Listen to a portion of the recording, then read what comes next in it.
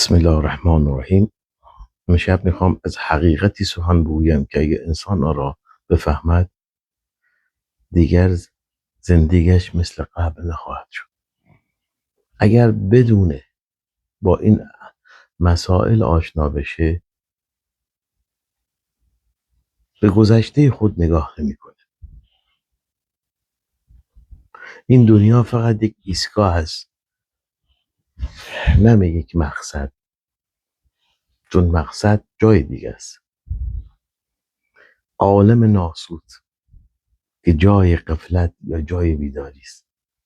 این سوالی که خیلی از عزیزان همیشه گفتن، عالم ناسوت، جهان مادی،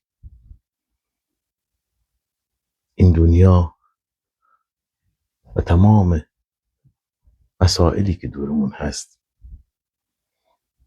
این دنیا که در اون زندگی میکنیم با تمام مشغلات، نیرنگهاش، خوبیهاش، خوشیهاش و تمام مسائلش، عالم ناسوته.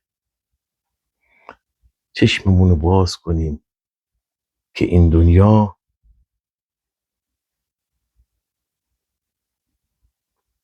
خیلی کوتاست. این دنیا فقط یک ایستگاهه، مقصد نهایی جای دیگه است.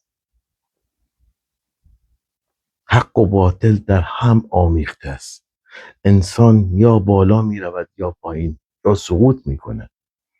اما وای به حال کسانی که همه چیز در همین جا براشون ختم میشه، یعنی عالم ناسوت. عالم ناسوت